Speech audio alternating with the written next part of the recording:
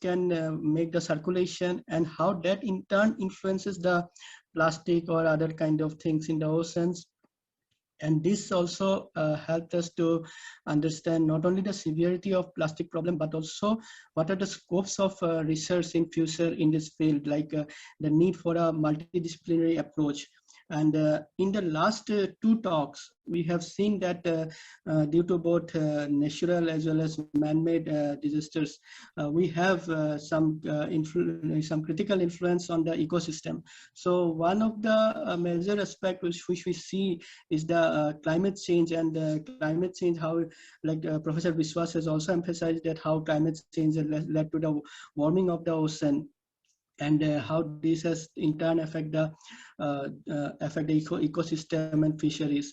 And from the plastic problem also, we can see that how this pollution and others can lead to future changes. So now we have another very nice talk, which is going to be on critically analyzing solution to climate change.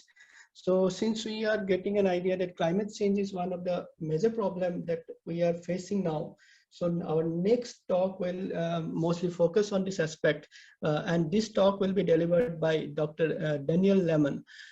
She is a postdoctoral research fellow at the Center for Climate Physics, Institute for Basic Science, Busan National University, Busan, Republic of Korea. And Dr. Lemon has a remarkable research experience on climate dynamics and has received prestigious awards and honors in the field, including prestigious National Science Foundation Award. So I am very glad to welcome Dr. Danielle Lemon for the next talk.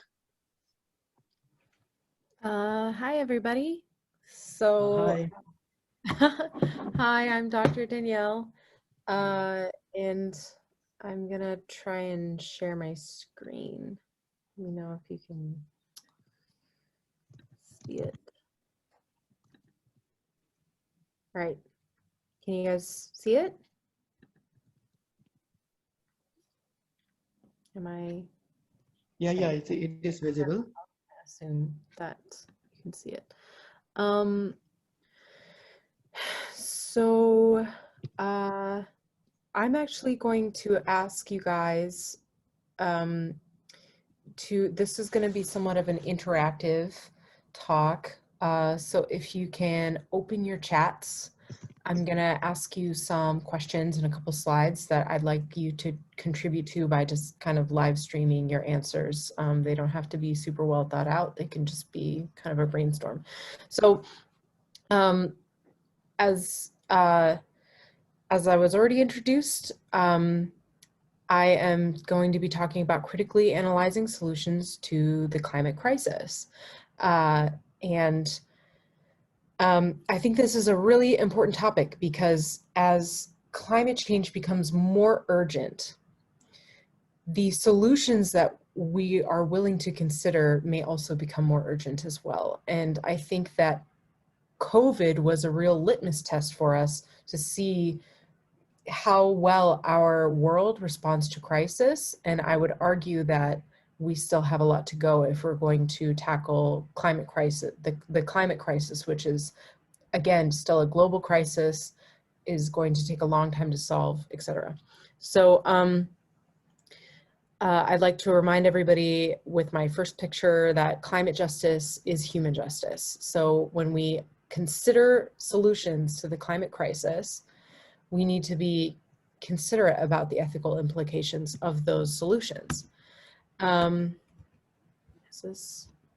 Okay, so the objectives of today's talk is to broadly summarize what we know about the climate crisis and potential solutions, learn about the science and technology and society's perspective. That's something that I got a graduate certificate in and I'm really passionate about.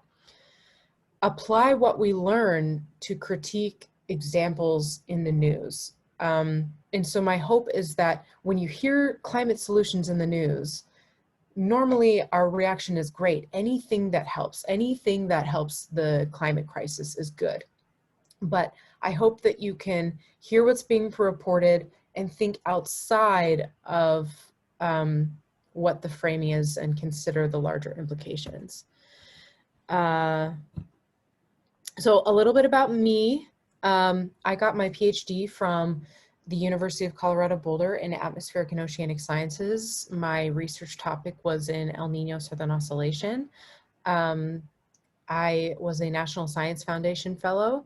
I also got a graduate certificate in Science and Technology Policy. I was an American Meteorological Society Summer Policy Fellow. I also attended workshops with the American Association for the Advancement of Science. There's a picture of me at the AAAS annual meeting. Actually, that picture was taken right before a talk given by Bill Gates because he happens to live in Seattle, which is where I was born and raised. I have a graduate certificate in college teaching, and I want to warn you that this talk does have a leftist bias. And what I mean by that is that I inherently value decentralized and democratic power structures. Now, that's not the case for everybody, but I value decentralized power. And a fun fact about me is that I'm the daughter of a climate change denier. So despite the fact that I went to graduate school and got a PhD in climate change, I still cannot convince my father that global warming is a man-made activity. I still cannot convince him that it's important.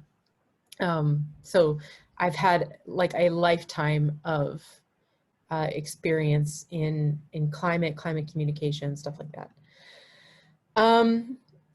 I came from Boulder, Colorado. This is my pedigree. So where I got my education is among many institutions that focus on the intersection between not just science, not just atmospheric research, but how that research applies to policy.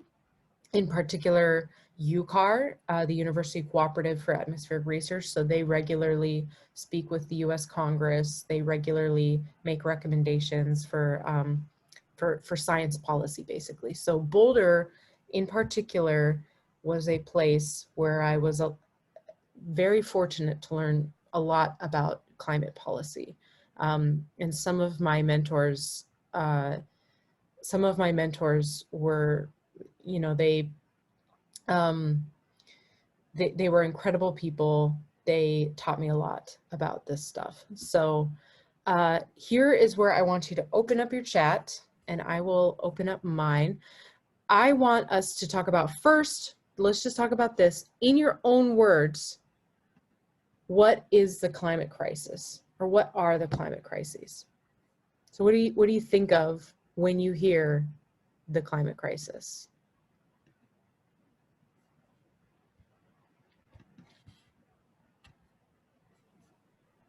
Can people type into the chat, just to reply to everyone? I want to take a minute to allow people to actually answer this question if you're there and paying attention and can answer.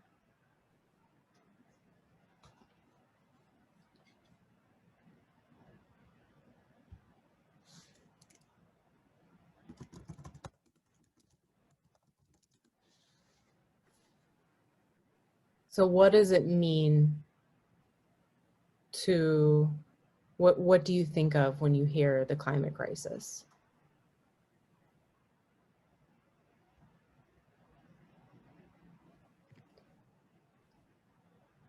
Problems that we are facing due to climate change, degradation in day-to-day schedule. Anybody else? I want to give some, I think this is an important question that we ask ourselves. Global warming, boom. Imbalance to climatic factors, climatic changes due to human activities, yep. Increasing CO2 day by day, yes. Threats to Earth's survival, something describing global warming, their consequences, climatic changes, raising sea level, yes. So we are all scientists. This is exactly what I expected. Global warming, sea level. We just talked about microplastics and the crises facing the ocean. Climate change is due to human activities, global warming. Natural man-made disasters that cause harm to the climate. Yep. Human activity is the main cause of climate change. People burn fossil fuels and convert land from forced agriculture. Burning fossil fuels produces carbon dioxide, a greenhouse gas. Yes.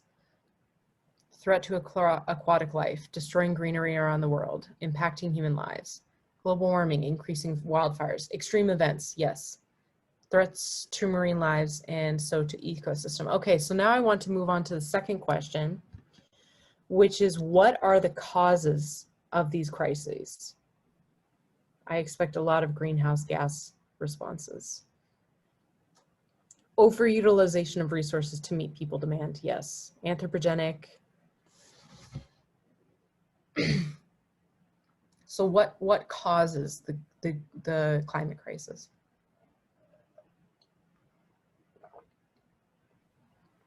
Manly made activities are the causes, yes. Increase in greenhouse gases. So deforestation, that's also important. Emission of greenhouse gases in large quantities, yes. So I just want to, I will, yes, globalization is also a factor. Industrial revolution, yes. Increasing industrialization, yes, people. Yes. Fossil fuels, gases when burnt. Okay. So I'm going to cut it off here. I'm going to stop reading and I will, but don't put away your chats just yet because I've got more questions coming up. I think this is about what I expect to hear from students, science students, because you go to class and you learn about what causes climate change and you learn about that picture where you put CO2 in the air and some shortwave radiation comes down, goes through, and then the long wave radiation is emitted back by the earth. The CO2 absorbs that long wave radiation, heats up the atmosphere. Every student has exhausted that diagram. Everybody knows that greenhouse gases cause climate change. But what causes greenhouse gases?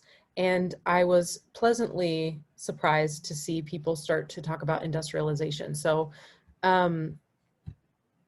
so the broad scope of the climate crises, here's the list that I came up with. And it's not just that global, why is global warming a crisis? It's a crisis because it's affecting food and water insecurity. It's affecting extreme weather events. It affects geopolitical conflict. It affects ocean acidification, rising sea levels, plastic pollution, air pollution, mass extinction and biodiversity loss, disease, i.e. mosquitoes can now live in different types of areas because of global warming. Additionally, when you have floods, you have issues with water hygiene.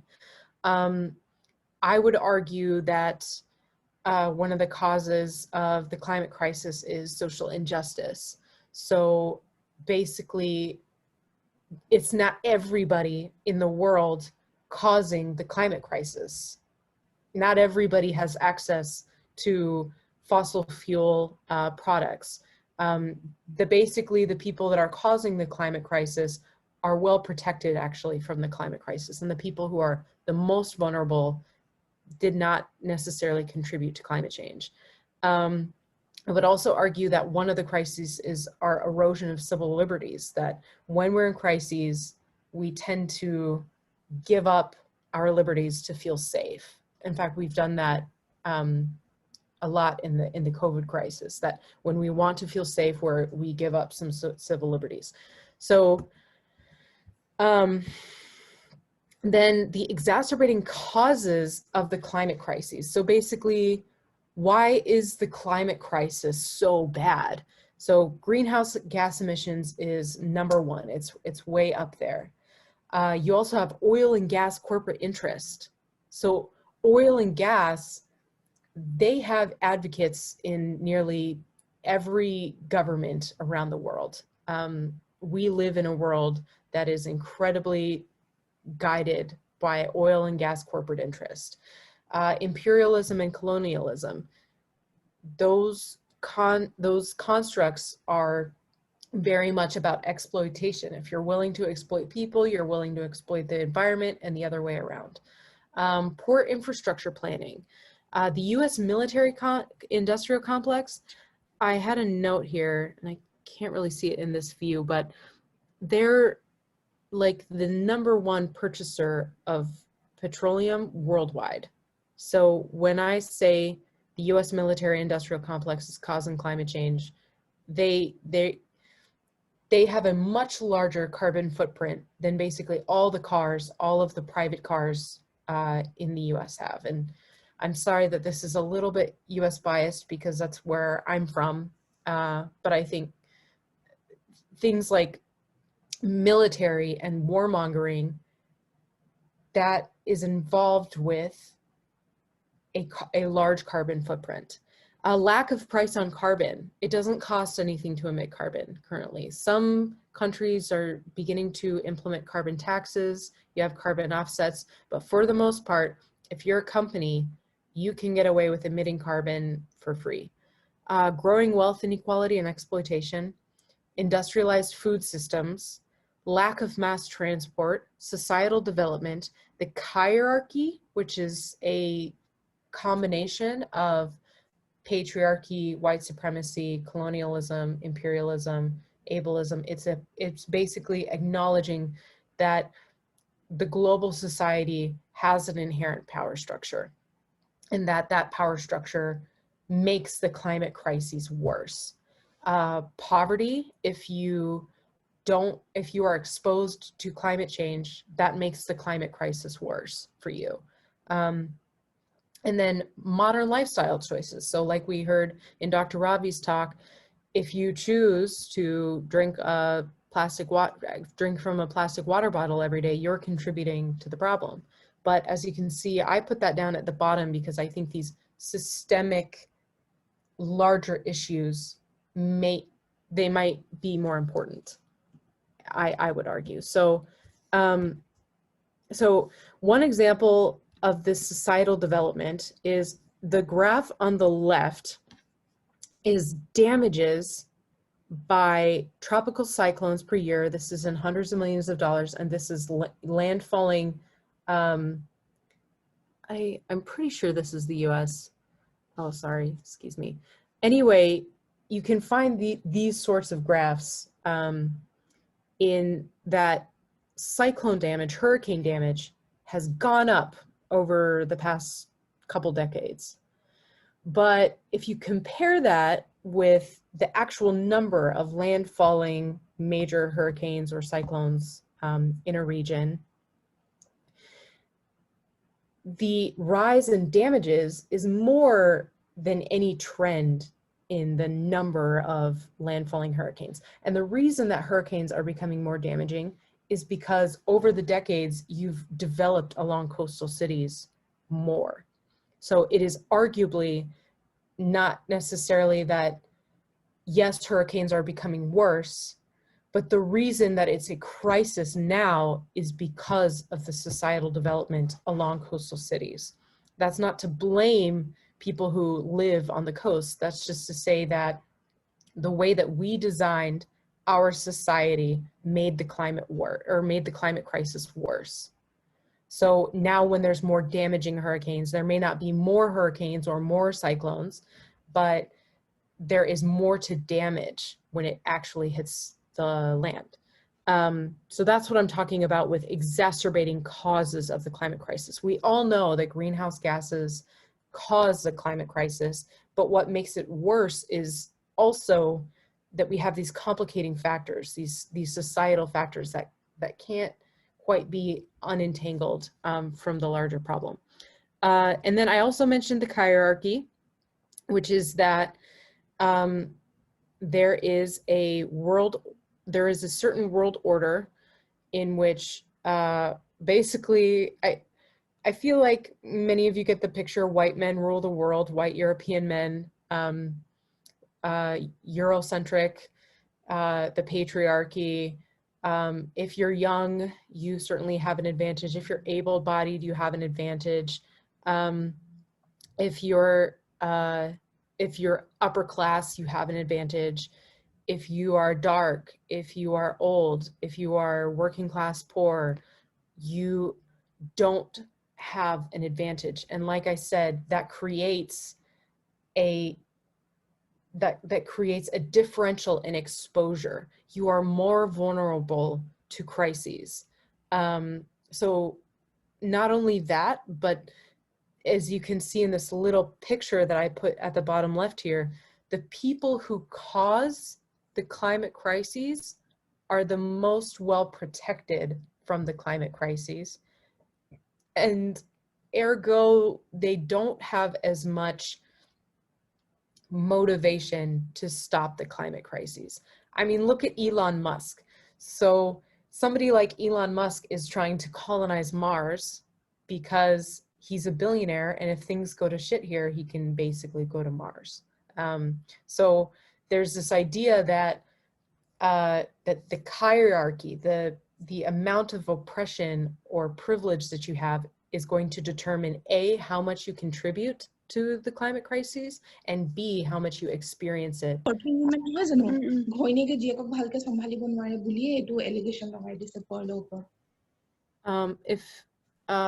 If everybody could mute their mics. Question? Is this a question? I'm assuming I can't really hear. I'm gonna move on.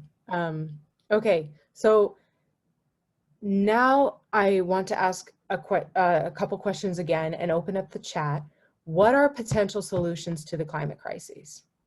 So if everybody could just go to their chats and put out what they think is a solution to the climate crises.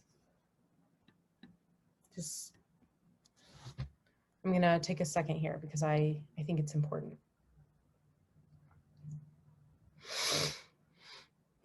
Sustainability. Can you define that? What does sustainability mean?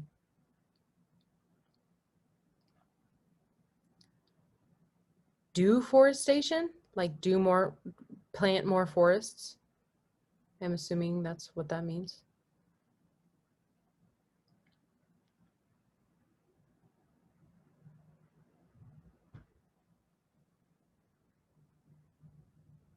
I'm gonna give everybody a second to think about this. Maybe it's a bad call on a Zoom call, but I'm experimenting. Conservation, restoration, and improved land management actions that increase carbon storage. Yeah, yep. What are some other solutions?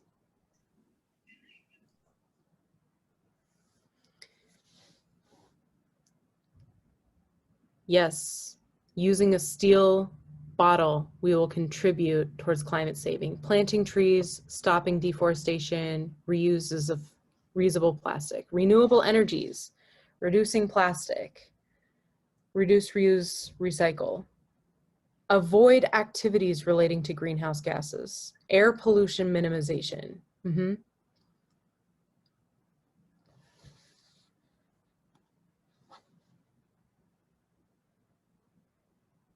So I'm going to ask for some more. Keep going. Geothermal and biomass could be a solution. Yep. Cycling to small distances instead of using vehicles, using public transportation. Eliminating combustion of fuels gases, less use of fossil fuel. Say no to single-use plastic. I like that. Say no. Finding alternatives, alternative energy. Yeah. Using clean fuel. Energy. Yeah. Finding different energy sources. What else?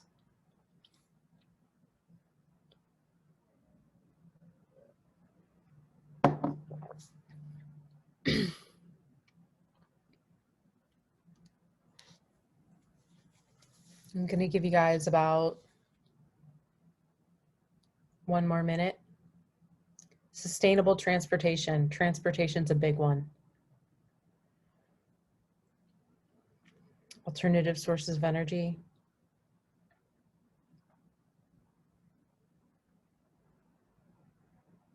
Less use of pesticides. That's a new one, but still very important.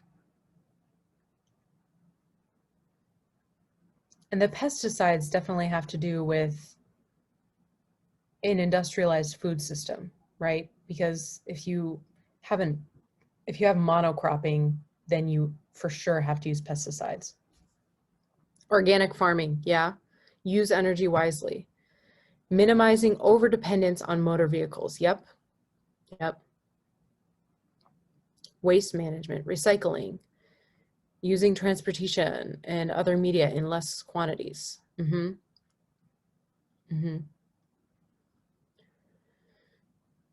So this is interesting because the answers from you guys actually differ from the answers. I've given this talk to other audiences, and these answers are very different from the talk that I just gave last week. So this is really interesting that these answers change depending on maybe which part of the world you're from.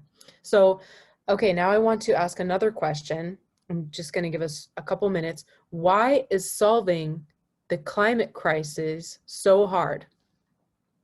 Strict laws for industry's waste disposal, life standards should be minimized, equal distribution and access of earth resources.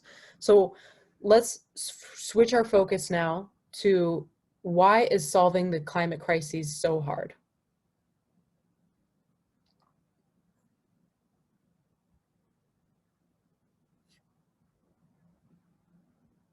Overpopulation.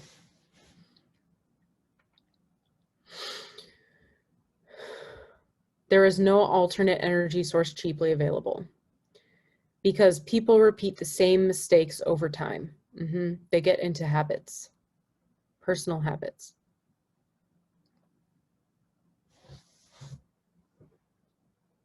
Politics and economics. Because being a part of nature, altering the processes of nature is so easy. Stop deep mining, like mining for natural resources, because of the powerful agencies involved. Yes, yes to that.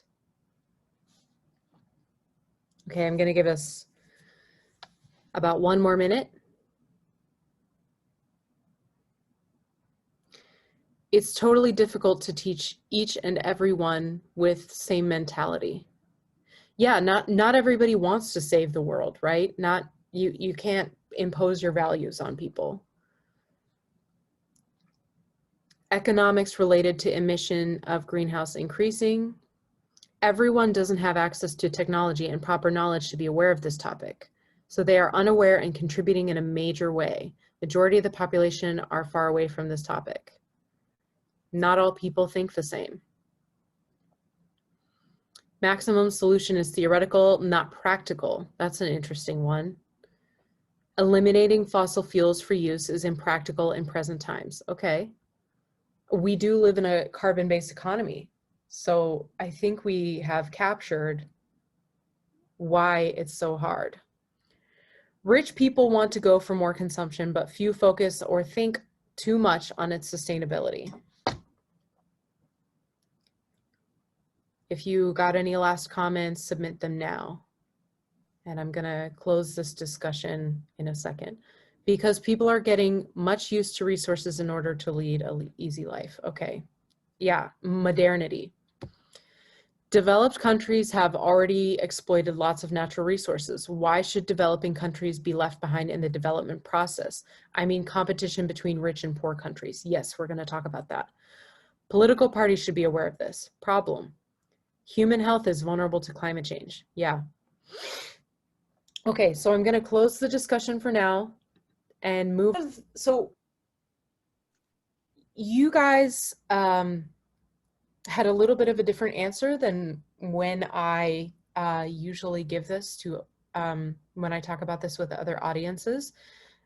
You guys mainly focused on a lot of the personal aspect of climate change. What do my decisions have to do with the climate crises? And how, you can't convince everybody to become eco-friendly. But there is this idea that maybe we can fix the climate crisis through technological means. So on the right is called like stabilization wedge theory. It's wedge theory. It was proposed by Princeton University researchers Stephen Pikala and Robert Sokolow for mitigation scenarios. So they proposed that if you could, so on the left is a graph of CO2 emissions, and we're currently going up year by year. But if you implement these emission decreasing strategies like efficiency transport, like carbon capture and storage, like wind, solar, nuclear electricity, if you could implement these wedges, you could stabilize emissions. That's where your emissions are not increasing. And then eventually implement more wedges and phase out carbon emissions. So this is called the wedge theory. And it's the idea that you can eliminate emissions by thinking of it in small, digestible, bite-sized bites. But if you look at this list, it's mostly technology, right? So it doesn't even address the socio-political and economic solutions that we have available to us. So I want to talk about the Kaya identity. This was proposed in 1993 by Japanese energy economist Yoichi Kaya. And this was one of the key equations in understanding future emission scenarios in the IPCC Special Report on Emission Scenarios. So basically, emissions, F, is global CO2 emissions from human activity. P is global population. So the more people there are, the more emissions you have. G is the world GDP, and G over P is the GDP per capita. So the amount of economic growth, because we're in a carbon economy, our economic growth increases emissions. Then you have E, which is global energy consumption, and E over G is the energy intensity of GDP. So if our economy wasn't based on carbon anymore, then our emissions would go to zero, theoretically. F over E is the carbon footprint of the energy, basically the fuel efficiency of that energy. And you can, in theory,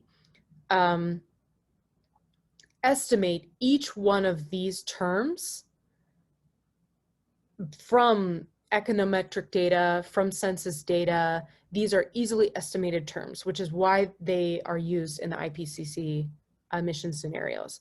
So each category contains potential social, economic, political, and technical solutions. But we often only focus on the technical solutions because it's easy to imagine that we could live in a society that could potentially engineer ourselves out of this crisis.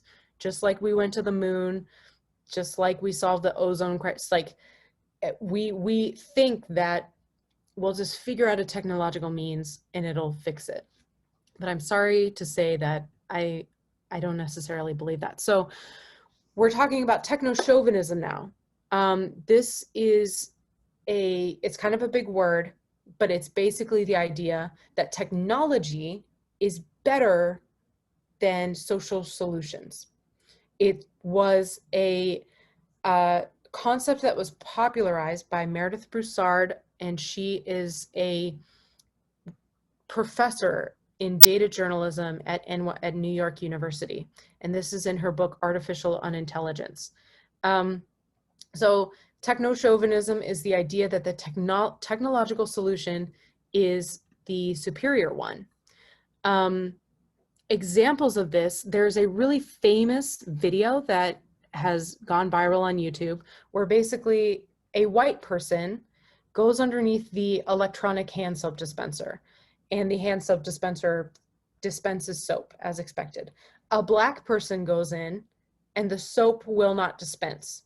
They go and take a paper towel that has white color, puts it under the soap dispenser, and the soap dispenses. So it's known as the famous racist hand soap, the racist soap dispenser. And I can't imagine that the designers of this technology intended it to be that way. But in reality, the people who have designed technology, the people who are in positions of power, bring along their biases in such a way that technology is bringing out the hierarchical differences that we already discussed. Other examples of technochauvinism would be going into a school and replacing all the school books for iPads, saying we don't need books anymore, let's just give them iPads and we'll put all the books on those iPads. So that's really something that actually happens, where we just say, actually, we can teach kids more with an iPad because we don't need to buy books anymore. We'll just use the iPads. There's also racist artificial intelligence. So the first picture that I have up here is when, like, it's a Twitter and Microsoft AI experiment gone wrong. So they set up an artificially intelligent Twitter robot, and after a few hours on Twitter, basically the robot started tweeting racist nonsense because of the massive amount of racist nonsense that exists on Twitter. So here you can see Tay tweets, "Hitler did nothing wrong," in all caps, which is just sort of ridiculous, but it shows you that there are serious problems with our technology that cannot be ignored. Another example of technochauvinism would be to say, a solution to climate change is electric vehicles, because then in that scenario, is everybody owning a fancy electric vehicle really better than designing mass transport that still uses carbon, but at least gets everybody where they need to go? So technochauvinism is a really important concept in critically analyzing solutions to climate, because it brings to light the fact that we always think the technical solution might be the best one, but that's not actually necessarily the case. So there is this famous paper by a guy named Langdon Weiner. It's called "Do Artifacts Have Inherent Politics?" And in 1980, he proposed that technologies embody social relations and power. So you can argue that a technology by itself is not racist, right? Like the hand soap by itself doesn't have any racist intention. It's just a hand soap dispenser.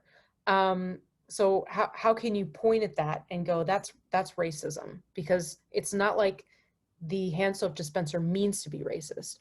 But Langdon Weiner challenges this idea, and he says that technologies and artifacts can have politics that refer to particular kinds of political relationships. And let's explore that. So he defines technology as a way of creating order to the world.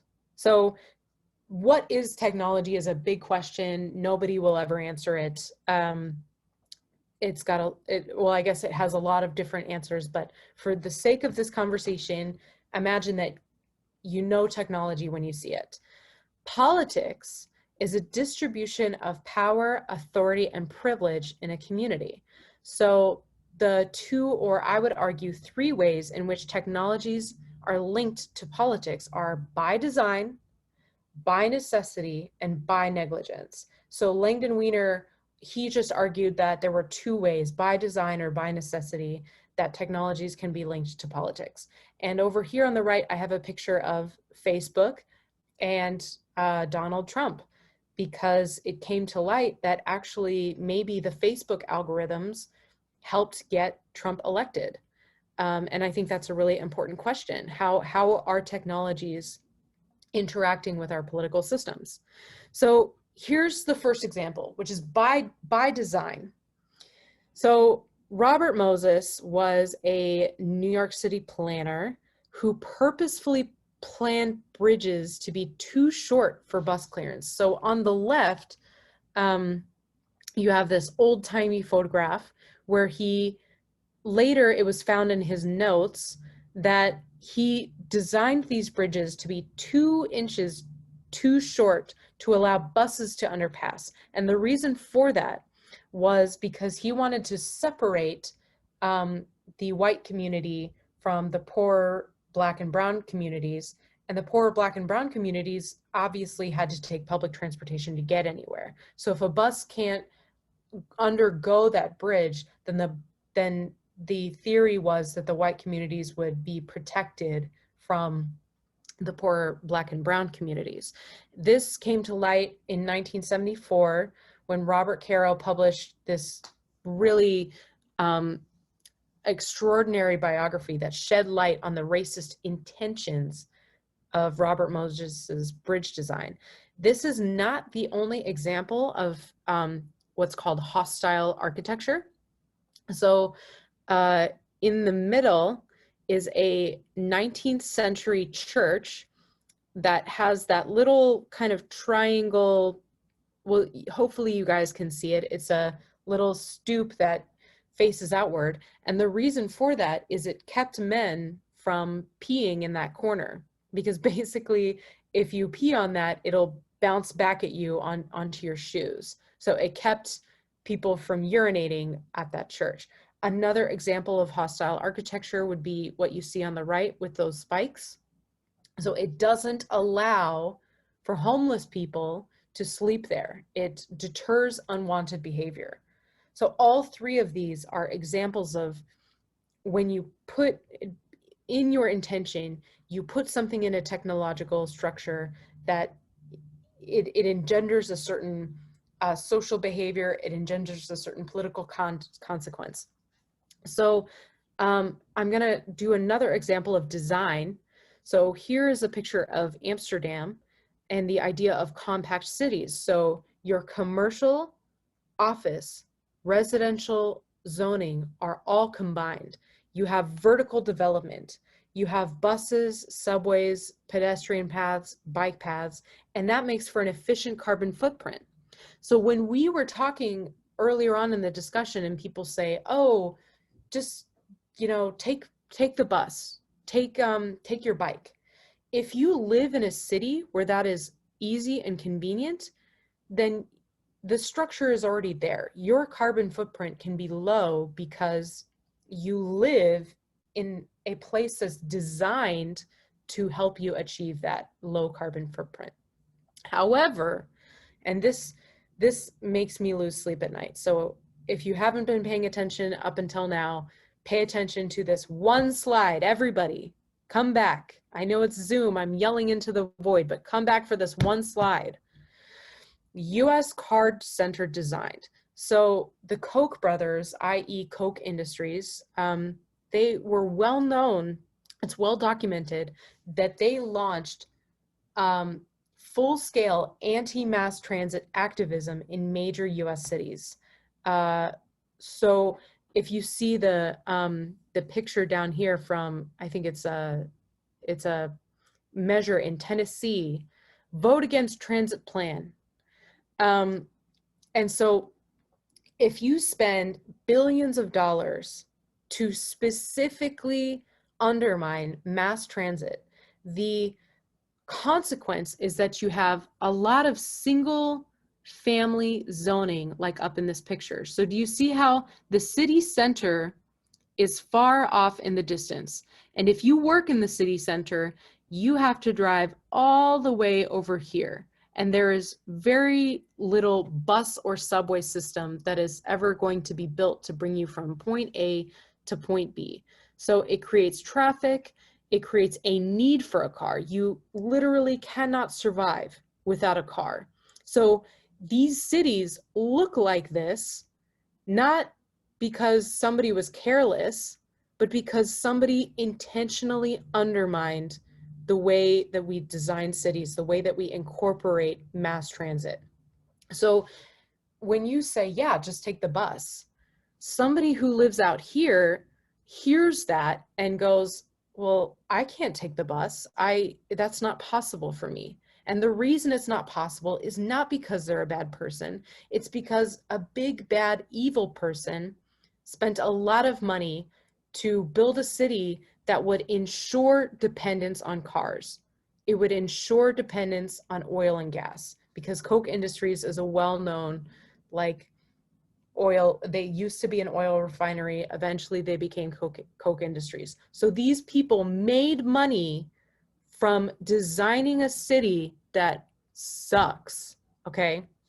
So when we talk about the concept of carbon footprint or individual choices, I think it's concepts like these that undermine that idea that everybody can individually make a choice to make climate change better, because the idea of a carbon footprint unduly places the burden on citizens and consumers to minimize their carbon footprint in a system that is it's so difficult for them to do so. And if you can imagine that somebody who's driving between the suburbs and the city every day, they don't have time to think about where they're gonna fill up their reusable water bottle, much less think about the socioeconomic systems that put them there. So time poverty is a real thing. When you don't have time, you just buy some water on the way, okay? So I think that this is a really important thing. The second one is by necessity. So nuclear energy, this is an example of a technology that is requiring a certain political system, and it necessarily does that. So nuclear energy inherently involves high risk, and it involves a great need for specialized knowledge. And in that scenario, decision-making is centralized to the power of a few. On the right, I have some pictures of the famous Chernobyl natural disaster. Well, it's not a natural disaster, but it turned into a huge disaster.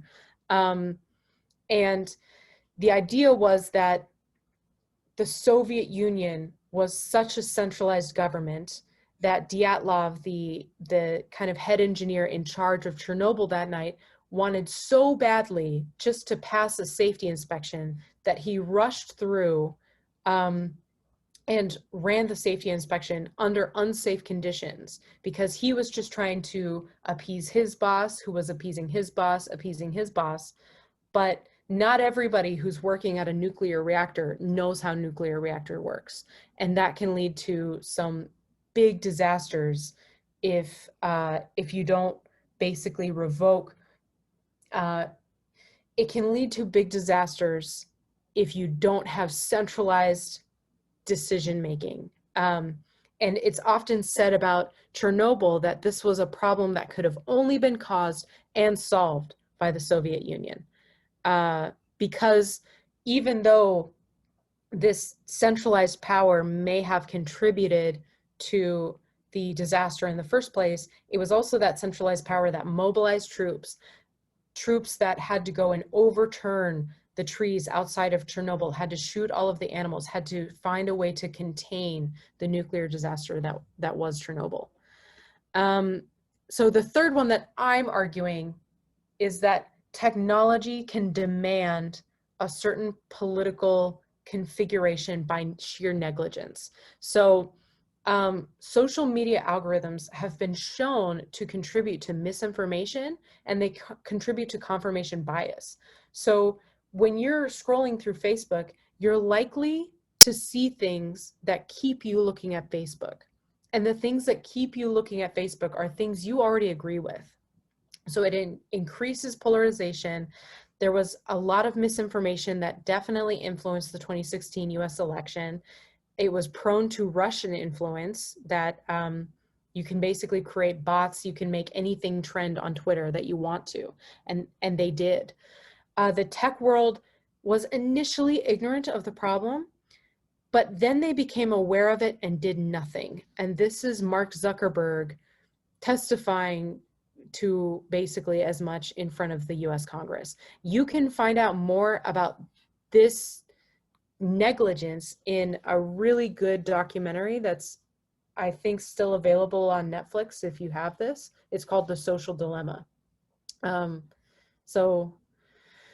Okay, I know that we've gone through a lot, but we've just talked about how technology isn't inert. The technology that we use is affecting the politics of our everyday life. The other thing that is affecting our politics and our ability to solve the climate crisis is wealth inequality and centralized power. So I'm asking you guys the question, what is the difference between a millionaire and a billionaire in terms of US dollars? Many people will just say, oh, those are rich people. A millionaire and billionaire, that's the same thing. They're just very wealthy people. 1 million seconds is 11 days. 1 billion seconds is about 34 years, okay? So the difference between a million and a billion is such a large amount that many people cannot wrap their head around what it means to have multi-billionaires in the world today. We have an incredible amount of wealth inequality, of centralized wealth and centralized power. The only way that you can make $1 billion is not through labor, but usually through humanitarian and environmental exploitation. Consider this difference between 11 days and 35 years and apply that to people like Elon Musk, like Jeff Bezos, who have over 100 billion. This is not just between individuals, but also wealth disparities between historically imperial and colonized regions. So you look at the world's wealth shared among its population, 68% of the people own about 3% of the world's wealth. And I think that this is a study, yeah, this is an old study. So it's outdated by about 10 years. So it's even worse now. And about 0.7% of the people own about 41% of the wealth. I saw an article recently in which the vaccine industry had just created 9 new billionaires. So every time that there's some sort of crisis where there's money to be made, you have more wealth centralization. And it's just an interesting phenomena because of the implicit nature of how the climate crisis can and is caused by inherent exploitation. We also need to talk about the rise of authoritarianism during crises. So authoritarianism around the world is also increasing. And it's particularly during COVID-19 when people are afraid, their civil liberties are eroded, by the time that you see tanks on any road, it's too late. So what's happening in Myanmar, what's happening in Colombia, what happened in Hong Kong, what's happening in Palestine, all of these are examples in which crises maybe didn't directly cause this grab for power or a centralization of power or a particular conflict, but crises certainly create the ripe conditions for authoritarians to grab power. Additionally, authoritarians are deeply rooted to where oil and gas interest is, because if authoritarians allow for oil and gas to be privatized, then Elon Musk has outwardly said that he would willingly install a dictator in some country where he sources materials for his batteries. So this is something that you can look up on your own time. So I want to wrap up my talk by saying that we need to reconcile urgent climate action with ethics.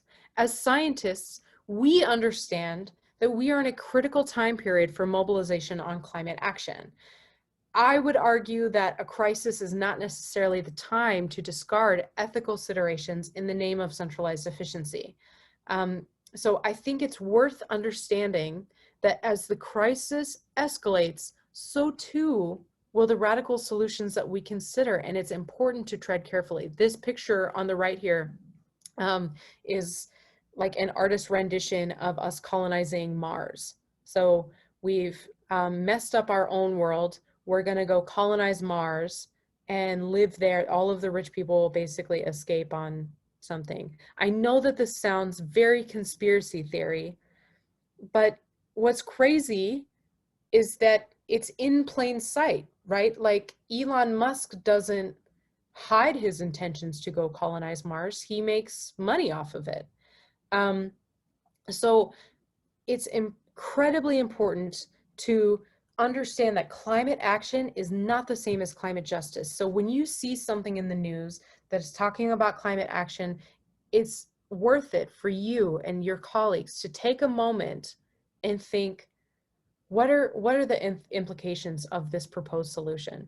Additionally, beware of ecofascism. And what I mean by ecofascism is that the resources that we are fighting over are not equally distributed over the entire world. So yes, population has been rising. Yes, it's going to be difficult to feed upwards of 9-10 billion people over the next coming decades. But there's always somebody who starts to say, well, we need to deal with overpopulation, so who's allowed to reproduce? And then that's absolutely the gateway to the eugenics conversation that we just had over the 20th century. So I don't think that we want to repeat World War II.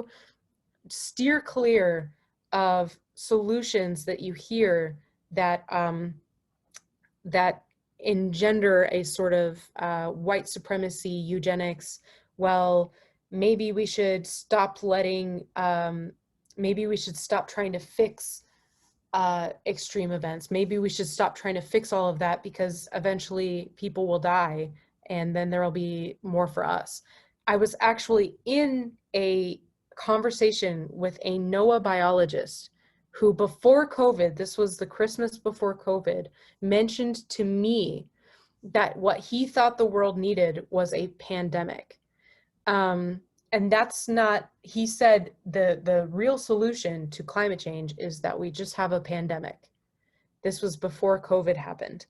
Solutions like that are entrenched in racism, ecofascism, because I asked him, well, what about all of the, poor people that will be exposed to something like COVID that won't have access to vaccines? I know this is an incredibly sensitive subject in India, and he basically said that he had no problem. He was fine with it.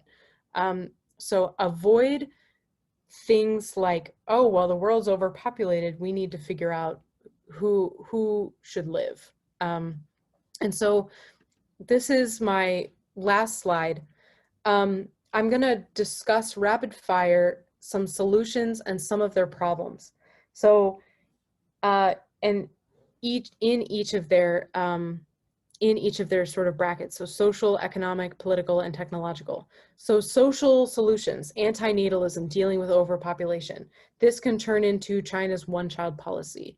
What has that led to? Well, it's led to an incredible gender difference in the babies they allow to be born, because what happens is that they get pregnant with a girl, they don't want a girl, they abort. It contributes to patriarchy.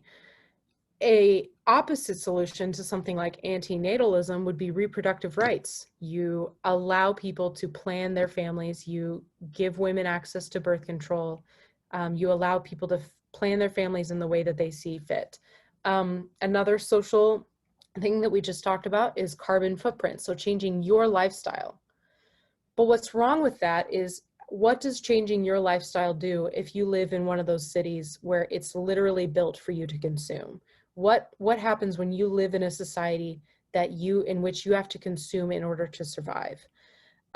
Economic solutions would be carbon offsets or carbon taxes.